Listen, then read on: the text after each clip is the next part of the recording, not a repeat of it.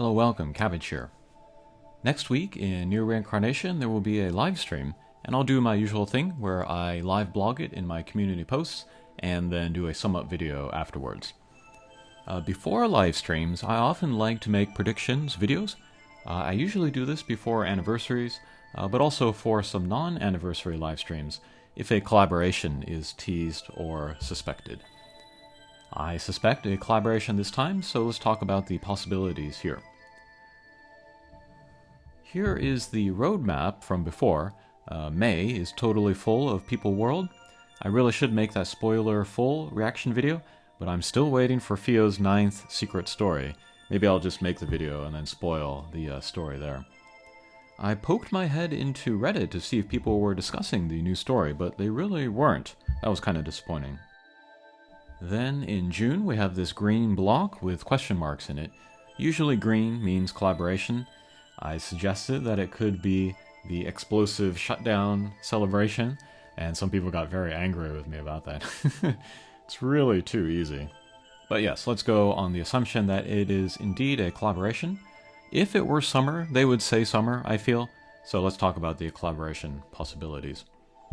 I hear talk that it could be Final Fantasy XVI, since release is close, and I've been saying for years, another game having a release or an anniversary or some other merchandise thing is rarely an indication of an upcoming collaboration. Furthermore, since producer Yoshida is making 16, and since he and Nier producer Saito are good friends, and since neither are joining this livestream, I think there's a low chance it'll be Final Fantasy 16. I've also heard Nikkei, and that would be cool, especially Alice, but I doubt this because it is so new. Collaborations take a lot of time and extra work on both sides to make happen, and who could have predicted Nikkei would be this successful? Not that success determines if a collaboration is a good idea or more likely, but I doubt either game was on the other's radar when work on the collaboration would have had to have had started to have it ready for June. So how about returning collaborations with new costumes? It could be Final Fantasy XIV, Persona, Sienna Alice, or Drakengard. Of these, I would say Final Fantasy XIV is the most likely, but the old costumes would need major buffs to be at all usable in top-level content. Whatever it is, I don't expect new characters like Persona. I expect Reincarnation characters in new costumes.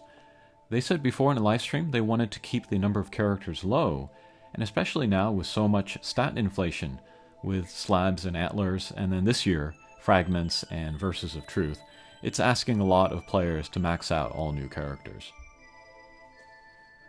Also, in this slide is the Dark Memory skip function, which I no longer need, and a Recollections of Dusk update. Lately, the developers have been making a lot of moves to make higher difficulty content more accessible, which is interesting to me. I personally think it's fine to have endgame content be something aspirational to 90% of players, but Recollections of Dusk in particular I think is important to lower the bar to entry, because it is tied to stories. I hope every player that would want to could get access to all DM and RD stories, so hopefully this helps. But normal Livonia was really tough. I had fun with that because I enjoy playing in that top 5% stratosphere, but that is not casual player friendly, and a lot of players will be locked out of seeing that story. Interestingly, there will be someone new joining this livestream, and that is Koumei, who is head of gameplay development, meaning they created, I assume, Subjugations and Fate boards, possibly Arena and Tower, depending on how long they've been with the game. Recently, this person has been doing live streams of playing different modes and explaining how to do well, and that's been part of the push to get more users playing and beating high difficulty content.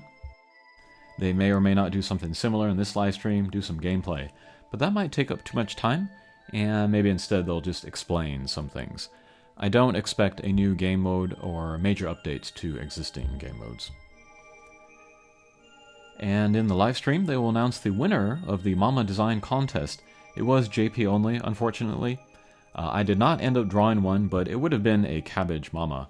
It would have been funny to get essentially me into the game and piss off my haters. You can't sell companions. But they said that it will be added to the game in autumn, So if we take them at their word, that guarantees the game makes it to 2.5 anniversary and makes the chances of making it to 3rd better. Oh, and by the way, Nier Reincarnation this month is selling worse than Error Game Reset, and that is not good. Again, I don't think it matters, but it goes to show how popular 2B is. As for a wish list, I don't really have one. I'm just along for the ride, and again, as a global player, zero power to affect the game. I gave up on generic awakening stones a while ago, even before 2nd anniversary, and those exchange things for paying players are not that.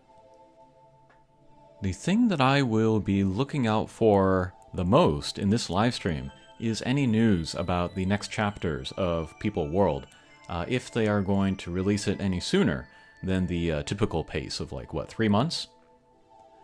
I said before in the spoiler-free video that this chapter was, or this part was, shorter than your average, so I don't know if they would go the entire 3 months, make us wait that long for that short of a chapter, if indeed the upcoming ones are as brief. I'm looking at the thumbnail for the live stream, and it is showing chapter 2, so it might be coming sooner than we expect. And that, of course, will affect how I feel about the life of the game. But yeah, let's see if in the coming week, if they tease a collaboration, or if they tease other things that will be announced in that live stream. Alright, thanks for watching, and we'll see you again. Take care.